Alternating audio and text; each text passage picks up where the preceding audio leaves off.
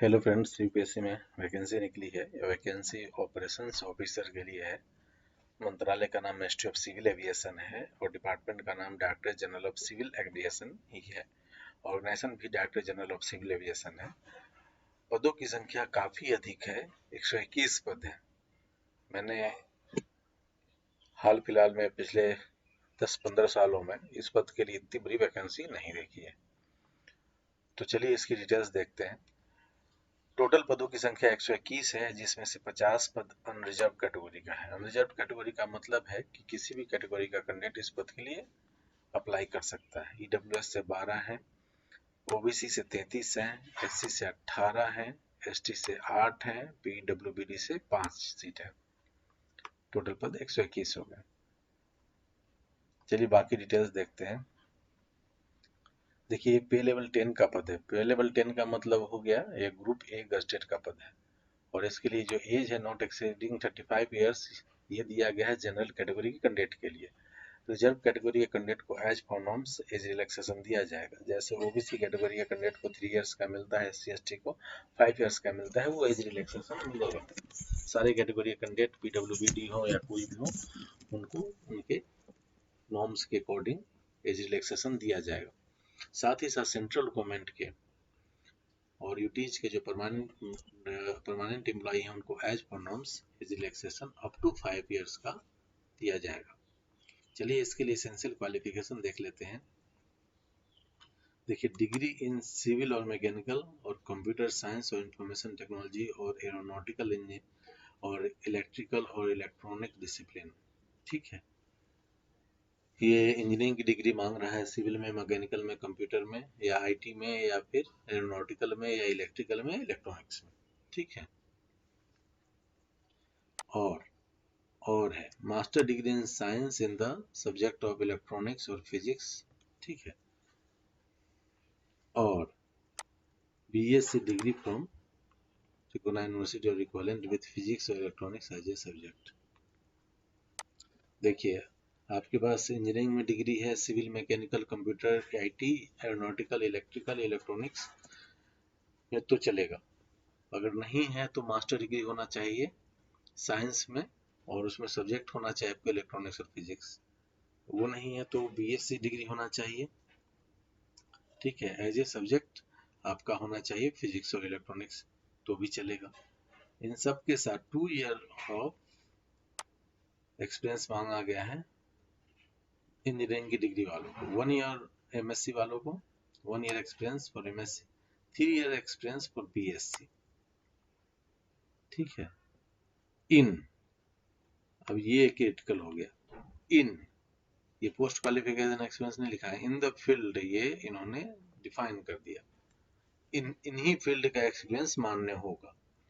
Air traffic control with aerodrome control और approach control और area control rating, और licensing of aerodromes और flight crew और air transport, और management of air side operations of major और international civil airport, और aircraft flying commercial pilot licence, और aircraft flying in defence services, और flight operations department of schedule airlines, और aerodrome design and planning.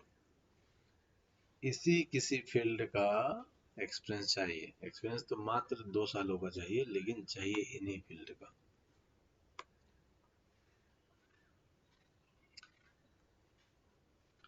देखिए, इसके साथ ये दिया हुआ है कि आपके पास अगर इनमें मल्टीपल फील्ड का एक्सपीरियंस है तो वो भी कंबाइन हो सकता है। ऐसा नहीं कि एक पर्टिकुलर फील्ड का ही एक्सपीरियंस मान्य होगा। इसमें मल्टीपल फील्ड का है तो जोड़ करके टोटल एक्सपीरियंस है ये आप निकाल सकते हैं, वो भी चलेगा। और साथ में देखिए यहाँ पे दिया हुआ है period of actual training in any of the specialized area specified in the essential qualification above may be counted towards experience provided that such benefits will be expected to maximum period of 1 year। अगर उस area में training आपका हुआ है, ठीक है, जैसे कोई नौकरी करता है उससे पहले ट्रेनिंग होता है, तो आप 1 साल का जो ट्रेनिंग पीरियड है उसको भी एक्सपीरियंस में काउंट किया जा सकता है। The period of actual training any of the specialized area as specified in essential qualification above may be counted towards experience provided as such benefit will be restricted to a maximum period of 1 year. ठीक है, तो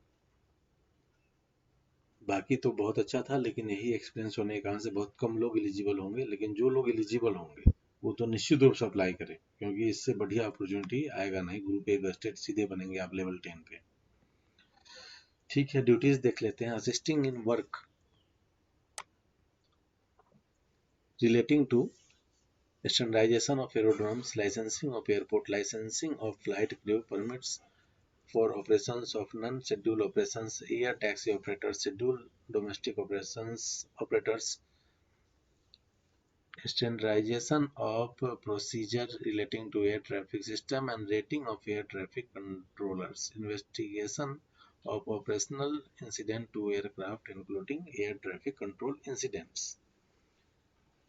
ये सब आपके duties होंगे। Probation 1 साल का है, उसके बाद है सो आप परमानेंट एम्प्लॉय माने जाएंगे। Headquarter director general of civil aviation New Delhi में आपका है, और लेकिन आपको इंडिया में कहीं भी जॉब के लिए भेजा जा सकता है। ये जो आपका पद है वो general central service group A gazetted में आता है, नॉन मिनिस्ट्रियल कैटेगरी का पद है और ये परमानेंट नेचर का पद है। अगर आप इस पद के लिए अप्लाई करना चाहते हैं तो अप्लाई करने की लास्ट डेट 12 जून है। चलिए इसके अदर डिटेल्स देख लेते हैं। Training, the newly inducted officer shall be provided induction training for a period of minimum 2 weeks to enable officers to get general understanding about the organization, its vision and mission, and acquire necessary competency required for performing their job. After completion of initial induction training, the newly inducted officers will be provided on the job training to enable them to handle their responsibility independently। आप लोग को training भी दिया जाएगा जो कम से कम 2 सप्ताह का होगा, ये बात लिखा है। चलिए मैं अपनी बात कंटिन्यू करता हूँ कि अगर आप इस पद के लिए एलिजिबल हैं तो निश्चित रूप से अप्लाई करें। अप्लाई करने की लास्ट डेट 12 जून 2025 है, और अप्लाई करने का लिंक आपको इस वीडियो के डिस्क्रिप्शन में मिल जाएगा। साथ ही साथ सारे इंपॉर्टेंट डेट्स एंड डिटेल्स आपको इस वीडियो के डिस्क्रिप्शन में मिल जाएंगे। मेरी तरफ से आप सबको इस जॉब ओपनिंग के लिए हार्दिक शुभकामनाएं। धन्यवाद।